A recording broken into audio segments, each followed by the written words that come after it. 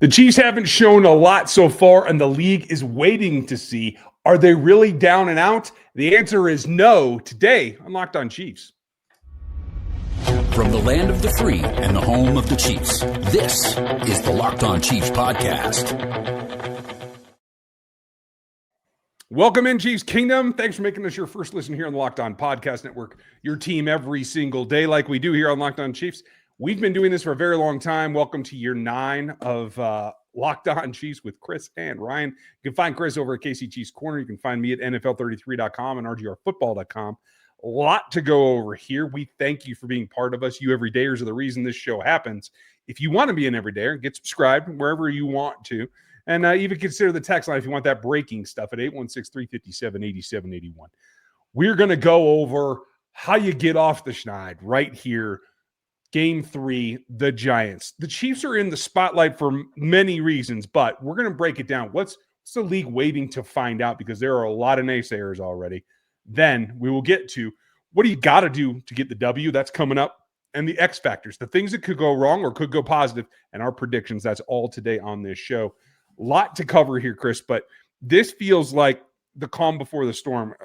I thought Creed Humphrey's comments this week were important because he was trying to outline that, yes, they've lost 2 games.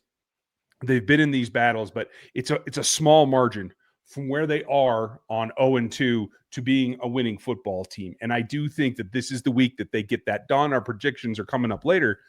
But I think the whole league is trying to capture and celebrate this early stumble. I see everywhere talking heads about, oh, they're just not a good team. They don't know what they're doing. They don't have the horses to run anymore. I think this is all craziness. The only thing stopping the Chiefs are the Chiefs. I don't disagree with you. I think that's a very valid statement. I think when you watch the games, Travis Kelce probably has 2 of the biggest plays that have gone against Kansas City in the entire season. And I hate saying that. And the first one, I get that he'll take responsibility for it, and maybe it was his fault, but running into Worthy, I think, completely changed the game against the Chargers. And I mean, I know that there were plenty of plays after that, but that's just reality. And then you get into, his interception, his pass that he dropped that became an interception, completely flipped the game. And I think I saw somewhere where Kansas City was going to be at 53%, or they were at 53% when the ball was snapped to win the game. And that dropped them to like 25 or 27, something like that. I mean, so you look at that, and one of your best players that has been one of the best players in the NFL for years, having 2 plays that I don't know that I remember him having those types of plays at all in the past couple of seasons. And he has 2 in back-to-back weeks. I'm not saying he hasn't messed up. I'm not saying he hasn't fumbled. But, he's not the type to have a pass go off his hands into somebody else's hands. That's not generally what he's done. And for him to be in the wrong place on a route is also, I guess that's a little bit more realistic because he kind of does his own things at times. But to not have the proper depth on a route that he's run 100 times is kind of surprising. Yeah, I have to agree with you. It's almost like I'm going back, 20 years, maybe more than that. But that song that keeps running through my head. Will the real Kansas City Chiefs please stand up? Show out, because this is so atypical of how they start a season. Are they generally slow, especially on defense? Yes, but now the defense seems to have been rounding into shape. And I think the league is just hoping that they really are down and out. And I don't think that's anywhere close to the case. Now, this week, they've had a couple of things. Not everybody's practicing. Doesn't sound like we're going to see Mike Dan and Christian Fulton. We don't have the final practice reports yet. So, and we are recording this early, as you guys always know. So still something could change, but I'm not expecting either of them. Light duty for Xavier Worthy, who knows? I think that's going to come down to really how he feels maybe Friday evening, even Saturday, to see what it looks like. Yeah, I mean, that's the more cautious and long-term thought, right? Well, it goes beyond that for me. It goes beyond... To me, this is a game, and I know any given Sunday, any NFL team can beat an NFL team, and I agree with that. But this is a game that Kansas City should be able to win without Xavier Worthy. Now, obviously, injuries can happen. Injuries can change that. And it's possible, they get in the game and another injury happens and it becomes, a dire situation, and I understand that. But to me, when you look at this, what it really comes down to is, do you want Xavier Worthy in this game and risk losing him for the Baltimore game? Or do you want to guarantee that he could play in Baltimore? And actually, it's not even a guarantee at this point. Because, I mean, generally speaking, this is a multi-week type of injury, and they're not putting him on IR. I'm not exactly sure what the plan is long term. They think he's going to be back sooner rather than later. We'll see. But I wouldn't play him in this week. And the other problem they're going to run into, and he's specifically going to run into, maybe even quite literally, everybody knows what his injury is, and they're going to take advantage of that. Yeah, and there's no way around that. Speaking of injuries, a number of guys started the week on the list, some light practice, some full practice guys, but we're still banged up. Ashton Gelati with the elbow, Juwan Taylor, Drew Tranquil. We know a couple games in, you start to see some of this. Interesting one, Patrick Mahomes shows up this week. We don't have any specifics on it yet, but I think that goes a long way towards setting the table for what we're about to see. I don't know that even if they're able to run that offense, even if they had Xavier on the field, if this is going to be a barn burner, if this is going to be everything, because I think you probably are going into this game with the advantage that you're going to show the league a little bit, but it's not going to be all out. You're going to do enough to win this ball game, as Andy always wants to do, but he's not going to go overboard. Yeah, and I don't think he's going to go overboard, but I do think that this is a game, regardless of who it's against, that you have to look at it and say, okay, we need to go out and we need to win.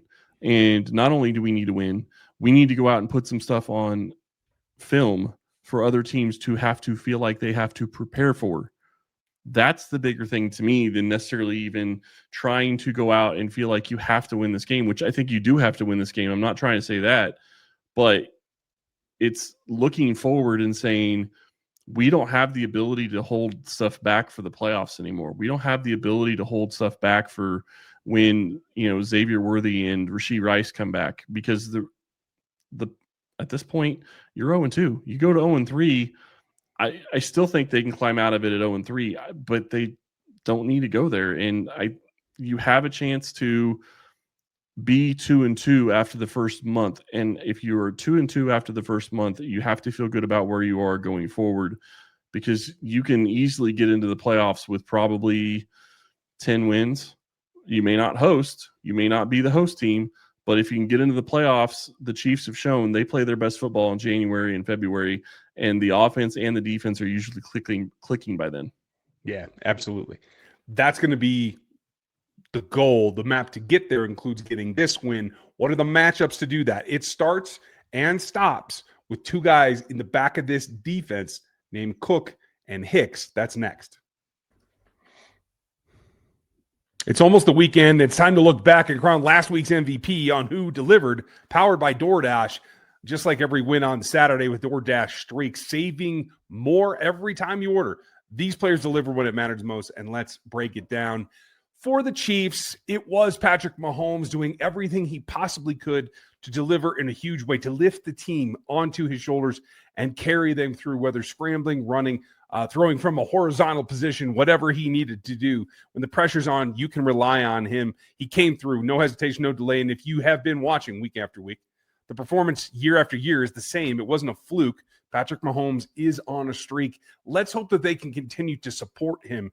Just like Patrick Mahomes delivered for the Chiefs, DoorDash delivers for your Saturdays. With DoorDash streaks, you save every Saturday you order, stack up on all season, and you could save up to $250, including $100 in DoorDash credits. Order this Saturday. Keep the streak alive. Fuel your game day. Only with DoorDash. Terms apply. Promo period through 11/18. The NFL season is on us, and FanDuel is making sure that you're getting ready for kickoff with a can't-miss offer. Right now, new customers can bet just $5, and if that bet wins, you get $300 in bonus bets to use across the app.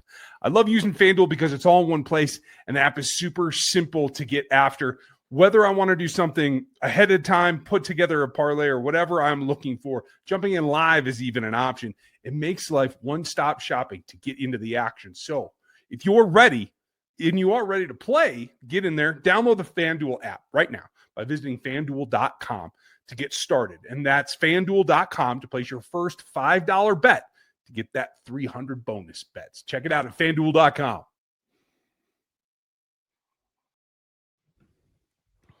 Now, I always like to start in the right place, and for a lot of us, it means looking at the ancillary inputs here. That includes Chris over at KC Chiefs Corner, me at NFL33.com and RGR Football. Have a look at those when you have a minute.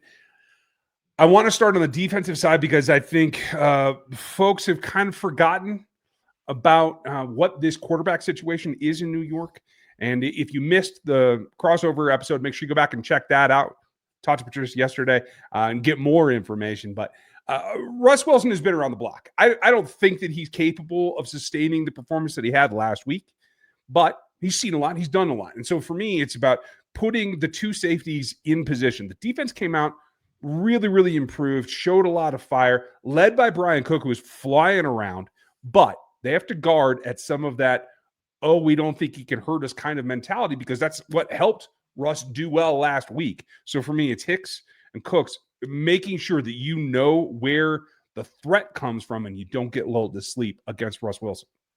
Yeah, and that was a huge thing. I actually watched some of the into that game, and one of the things that the Cowboys continually screwed up on was they allowed the receivers to get even with him or over the top, and you absolutely cannot do that, especially against a quarterback like Russell Wilson, who likes to throw the deep ball and has extreme precision down the field.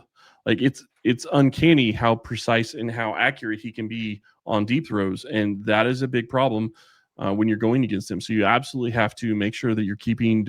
You have to keep the offensive players in front of you. The defensive backs have to get correct depth, and the safeties have to make sure that they're not getting that nobody's coming over the top of them. So I 1,000% agree with you. That is a huge matchup and very important for this game.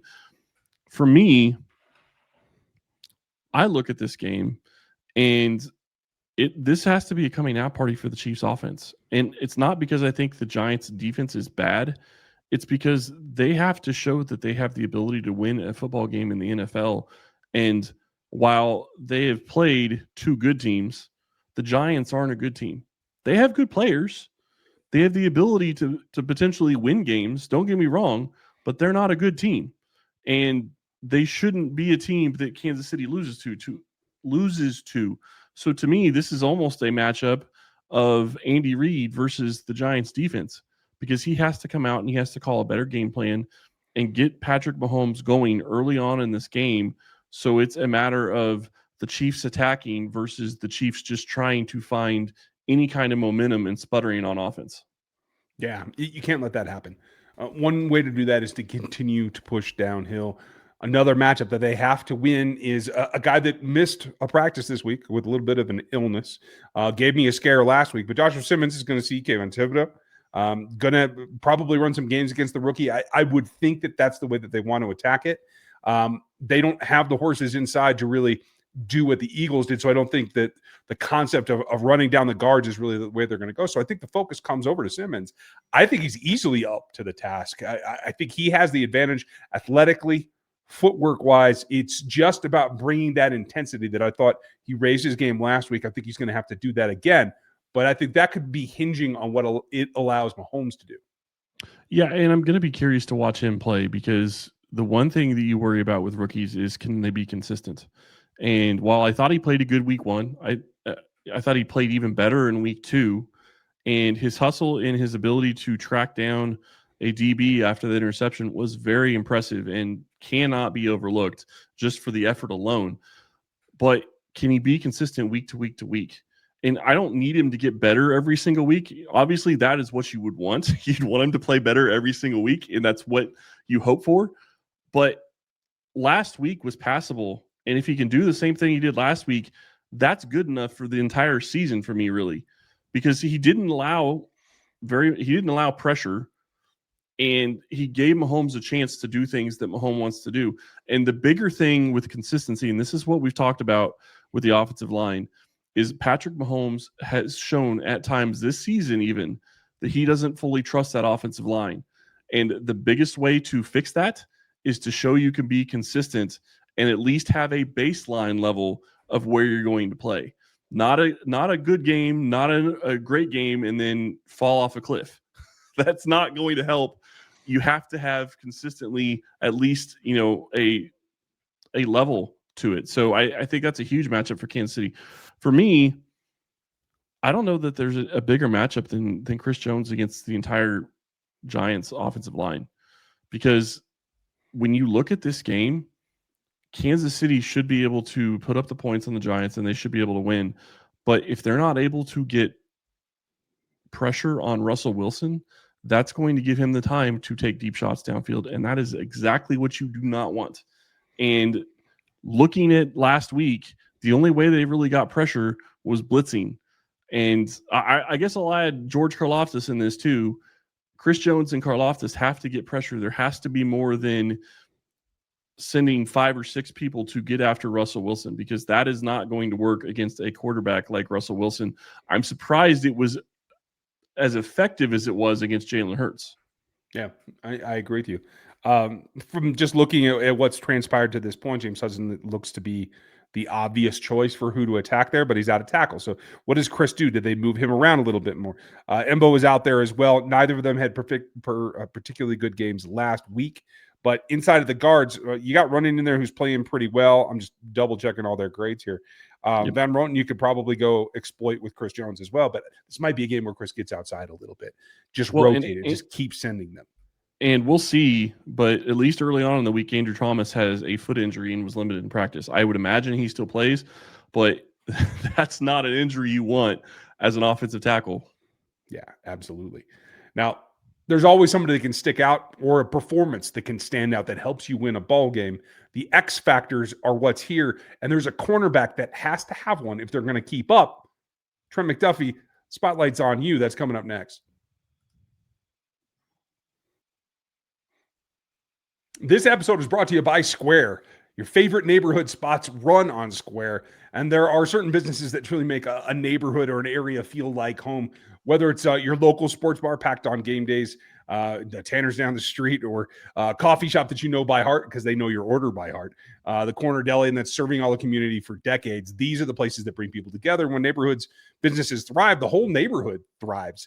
For me, Planet Sub was always someplace, no matter where I was, that you could go get what you needed and feel at home. Even when I was in Colorado, you can find them all across the metro, and everybody's there cheering the same way, looking the same way, eating the same way, and you make sure that you go help them out. Square's proud partner for over 4 million neighborhood businesses around the world. Planet Sub is one of them, and you can get there by going to square.com, go/LockedOnNFL to learn more. Before you do, go support your favorite neighborhood spot like Planet Sub, and you'll be happy that you did. Again, that's square.com/go/LockedOnNFL. Square, see you in the neighborhood. X factors come in varying different packages. Normally, that I would say Malik Neighbors is a matchup that they need to be concerned about, right? With Jalen Watson's up and down performance, Christian Fulton hurting this week, didn't finish last week. Don't see him there. I'm of the opinion that the X factor has to be Trent McDuffie. You put him on him and you just deal with it. Are they going to run him deep? You give him a little safety help to try to thwart that, right? That comes back to Hicks and Cook, as we talked about earlier. But I think there's really no other option if you're going to try to contain him. If you want to take the Belichick thing, you can go the other way. But I would put McDuffie on Neighbors and call it a day. So you want to put McDuffie, you want to put your best corner on their best wide receiver and hope that he shuts him down. And obviously, like you said, you have to give him help over the top, because the one thing that we have continuously seen Trent McDuffie struggle with is deep ball and tracking at times. And so you cannot put him in that position to be on an island by himself. I don't mind that. I think that would be something that would be good for this team to see if they can get it in, and not necessarily just for this Giants game, but also to practice the thought process of putting McDuffie on the best player and running the rest of the defense around it. Because I do think that that's going to be something that you're going to want later on in the season and in the playoffs.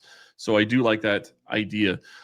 For me, this one's a little different because I don't know how much he's going to be used, because he hasn't really been used at all in the first couple of games. Rashard Smith. to me, he can be an X factor in this game. They absolutely need to start using him. They need to start using him out of the backfield. They need to start using him as a wide receiver. Get him on the field and get him some touches and get him out in space. Use him for what he is good at and use him to get Patrick Mahomes going.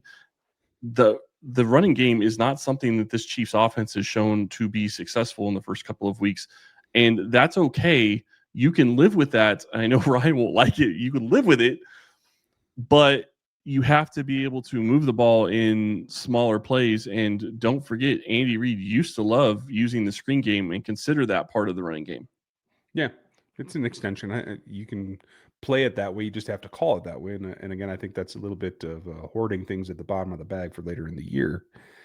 Another X factor that I think you have to pay particular attention to, and the Chiefs did a good job at corralling a lot of the simplistic quarterback-driven plays.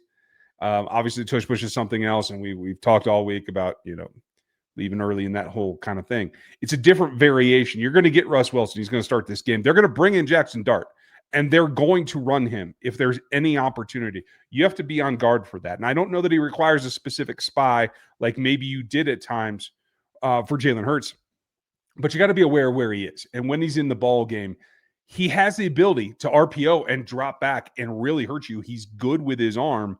So you can't get lulled to sleep. The secondary's got to be on point, and the linebackers need to know where he is at all times.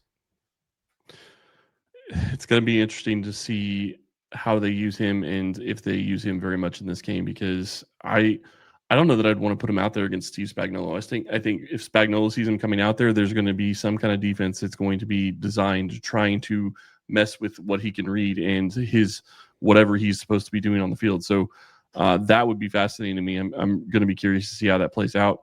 Another one to me that really could be an X factor, and it's more of, can the defense continue to be successful type of scenario? And it's a matter of, can a guy other than Chris Jones get some kind of pressure? And I'm looking at Charles Omenihu. I'm looking at, like I said, George Karlaftis in the matchups.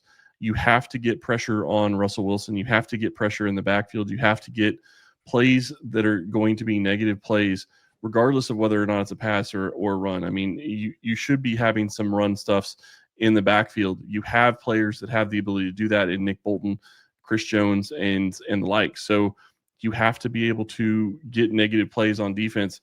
But the bigger thing that stands out to me, we're 2 weeks in. Kansas City's turned the ball over once. They haven't got a turnover yet. How is that going to continue to play out? Because if they can't turn the ball over, that's going to be a severe issue the entire year. Yeah, you'd hope that there's more opportunity in this particular game. They have to go make them. You can't wait for them. You have to go make them appear. And I think there will be some opportunities in places. You have some smaller position players like Robinson for them that you might be able to rough up a little bit. You have a rookie that I think they're going to go short yards with, Scadaboo. So you have an opportunity to rip the ball out there. You got to go manufacture that. And that does seem to be a point that they really ought to make. When it's all said and done, I think the positives are going to outweigh the negatives. Should I go first this week? Go ahead. Okay. I think this team has gotten to the point where they're fed up. And they haven't been able to look like it was last week. Sorry. Absolutely. And they raised their game, and the offense let them down. Now the offense has to do the same.